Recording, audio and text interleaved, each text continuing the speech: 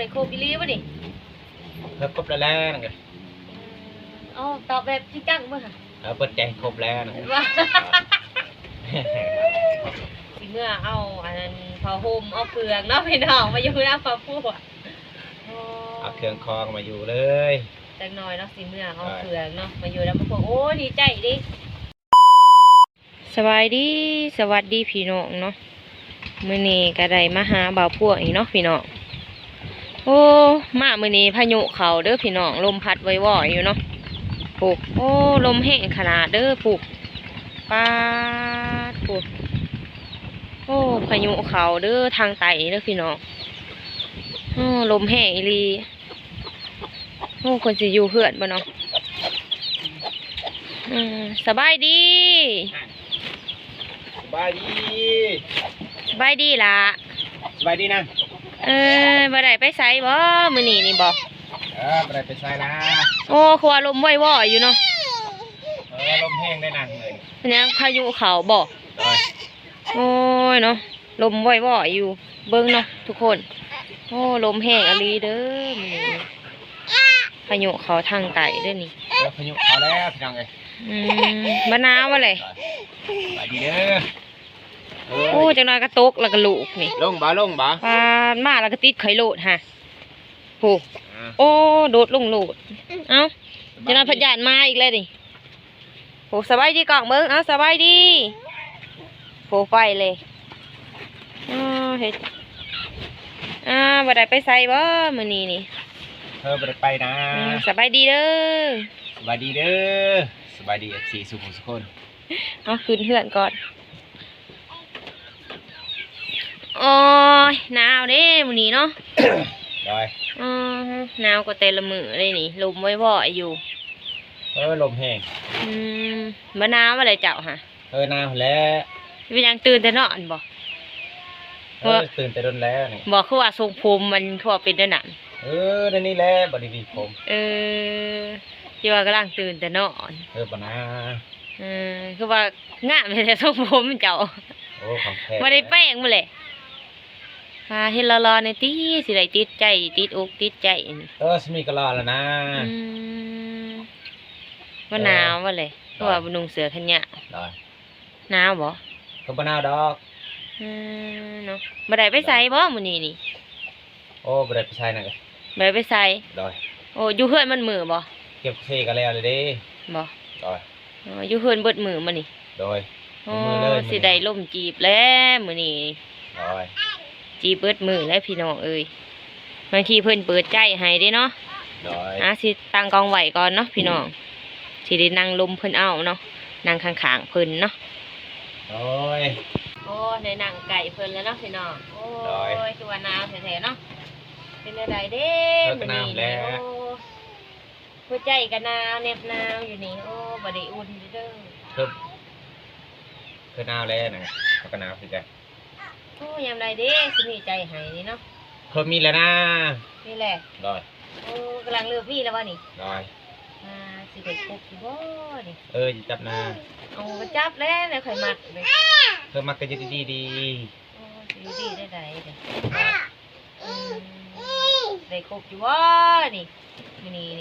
ได้อยู่ดอกสิได้จีบแล้วจีบแต่ดุดเลยพวกบ่ได้ครบก็เถื่อจะกินแล้วประกอบนะไปบ่ได้ไปกินแล้วยังจะสิกินเจ้านี่เลยเป็นกี่ดอกเป็นปอบเป็นปอบก็กินได้นะลูกเขาปวดลูกคนอยู่ทางหันเนาะอยู่ลุมเนาะเป็นดังนี้เฮ็ดยังไงก็คือดีหิงลมนะบ่ได้มาหาเพิ่นขึ้นนี่พี่น้องเมื่อว่านเนาะบ่ได้ค้างคืนน้ำเพิ่นเนาะต้องใส่มื้อแรงเด้สิได้ค้างคืนนี่อยู่แรงถ้าได้ครบนี่อยู่เลยแหละได้อยู่บ่เลยได้ครบบ่นี่FC ว่าเลยให้เอาครบกันว่าเลยได้บ่ได้เบิ่งคอมเมนต์หลายคนใน FC บอกว่ามาส่งกันได้ต้องกินยิ้มรถนักเท่าไหร่นะFC แม่นแน่นอนบ่ได้ FC บอกว่าทุกคน แต่งเลยเอากันเลย โอ้ยดีใจได้พี่น้องเอ้ยสิได้ครบแล้วเนาะกับบ่าวพวกนี่ ได้ โอ้ยมาหาบ่าวพวกแต่จักเดือนแล้วเคยหามาหาเจ้าจัก16 ปีแล้วเนาะ บอกเขาแล้วได้แล้ว2 เดือน ทุกคนบัดทุกคนหันจีบอันจักเดือนจังว่าสิได้ครบนี่โอ้ยจีบมักโดนๆนี่บ่าวพวกบ่มีใจให้เถื่อถ้า FC บ่คอมเมนต์นี่ก็คือสิบ่ได้ครบมั้งฟ้าโลดเสียงรถพี่น้องเอ้ยตะเป็นแห้งอยู่ไกลทางเนาะ เพื่อนเขาแคมทางพี่น้องเลย โอ้ได้ครบอีหลีบ่นี่ ครบแล้วนะ อ๋อตอบแบบจริงจังบ่ค่ะ เปิดใจครบแล้วนะ ว่าโอ้สิได้ครบบ่พวกอีหลีแล้วโอ้สิมาอยู่นำเลยบ่ได้นี่ อยู่ก็อยู่นะ จักหน่อยสิเมื่อเอาอันนั้นผ้าห่มเอาเปลือกเนาะพี่น้องมาอยู่นำผ้าฟูกเอาเครื่องคองมาอยู่เลย จักหน่อยเนาะสิเมื่อเอาเปลือกเนาะมาอยู่นำผ้าฟูกโอ้ดีใจดิ ดีใจป่ะ โอ้ได้อยู่นำบ่พวกแล้วเนาะดีใจป่ะ ขอครบเพิ่นหันโอ้แต่โดดๆเนาะ ได้ ยามใดเพิ่นก็ปฏิเสธได้ไทยซีบ่คอมเมนต์นี้คือสิบ่ได้ครบเลยล่ะ เอ้ย โอ้นี่ได้ครบแล้วบัด อันนี้ เป็นได้ในความรู้สึกคอยดีอู้ดีใจเจ้าได้เป็นได้ เขาก็ดีใจเลย เหมาะสมบ่แล้ว FC ว่ะ FC ว่าเหมาะสมกัน FC บ่เอา FC บอกว่าคันเอานี่สีมีแนวไห้ได้ บ่อีสั่งเลย บ่จักแล้ว บ่มีหยังเลย FC สิให้ จักแล้ว โอ้เป็นของขวัญหรือว่าแว่นแต่งหน้าแล้วบ่มีดอกเว้ย ว่าคือบอกภูเขาค่อยๆอันนั้นเป็นแฟกเลย บ่นะ เอาจะขอเป็นแฟนให้ติเลยเนี่ยจะว่าตกลูกกันหรือว่าให้เคยขอเป็นแฟนเจ้า ตอนนั้นลังกล้องก็ได้ ว่า ลังกล้องก็ได้ บางที FC อยากเห็นดีว่าโอ้ว่าขอเป็นแฟนที่บ่พวกว่าซั่น คัน FC อยากเห็นก็คอมเมนต์มาอีก อีพี่นาเนาะ โดยอีพีนาสิถ่ายให้เบิ่งอีก คอมเมนต์ในเด้อ FC เราพวกสิขอเป็นแฟนเลยเด้ออีพี่นาเด้อ โดย ถ้า FC บ่แม่นนี่คือว่าลาวสิบ่ได้ขอเลย เฮา คือนำ FC เลย มาแจ้งข่าวดี FC เลยเด้อ เนาะ โดยคลิปต่อไปสิแจ้งข่าวดี คลิปนี้เด้ คลิปนี้ก็ข่าวดีหน่อยนึง เออ แต่ข่าวดีคือกันแหละ คลิปนี้นี่บ่าวพวกมีข่าวดีแนวใดเลย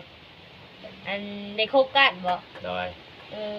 ได้คบกันแล้วเนาะ EP นี้เนาะ โดย EP หน้ามัน อยู่นำกันได้บัดนี้ ให้เมื่อเอาเพื่อเอาของมาอยู่นำบ่ โอ้ย ว่า นับตั้งแต่มื้อนี้เลย เวลานี้เลย ว่า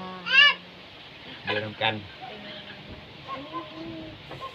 มื้อแรกนี่โอ้นอนอุ่นดีใจเบิดคืนแล้วฝันดีอีกแล้วมื้อแรกนี่เทนาดีใจไหมสิคือว่าเศร้า ก็ดีใจหั่นแหล้ว ๆว่าดีใจได้สำนี้ โดยก็ดีใจแล้วครับ ยิ้มบ่ค่ะ โดย หนู เฮาเป็นยิ้มนะ โอ้ปานนั้นยังค่อยหักค่อยลงจังเลย โอ้ เนาะ เกิดพอขึ้นยั โอ้ งเกิด มานี่แม่ใหม่นี่นี่มานี่เขาสิเป็นแม่จากอะไรได้นี่ แม่เด้อบัดนี้เด้อแม่บัดนี้เด้อ ดีใจแห้งทุกคนได้โคกับบ่าวพวกเนาะ โดย บักโดดๆเลยมาตื่นมาอัน เดี๋ยว เพิ่นก็ ยังอีพีหนาเนาะเขาสิทายไปเดทเนาะ ได้จะใส่ เดทดีไซน์กับเดทแหละ ดีใจด้วยเนาะโอ้ได้โคกับบ่าวพวกเลยเนาะโอ้โดดเลยดิ เอาฝาก FC ซัพพอร์ตเรา2 คนในเด้อเพราะว่าเรา2 คนไปเป็นแฟนกันแล้วเนาะเป็นแฟนกันเรียบร้อยแล้ววันนี้ เป็น เธอ แฟ นาน ว่า เปิด เป็นอะไรเนาะ เปิดแฟนเป็นทางการแล้ววันนี้ ได้เป็นแฟนกันแล้วเนาะ โดย สิเป็นอะไรต่อเนาะถ้าติดตามเบิ่งเด้อทุกคน FC อยากให้ทายหยังกะ คอมเมนต์มาเนาะ เม้นมาบอกก็ได้ ว่าสิให้เฮ็ดหยังว่าทายหยังเหลือหยังเนาะ โดย เม้นมานี่เด้อทุกคนใหญ่เนาะฝนลูกฝนกระลินอยู่ลุมเนาะพี่น้อง โดยมานั่ง สิได้ปิดกล่องสำนีเนาะ ได้ครบก็ได้ครบแล้วเนาะ โดย โอ้กับบ่าว คลิป พวกโอ้ดีใจแฮงเนาะ คลิปนี้มาเนาะ มาเปิดตู้คบกัน เปิดโตพบกัน อืม การมาแจ้งข่าวดีให้ FC สุขคนได้ครับโหน้ำกันหั่นแหละเนาะ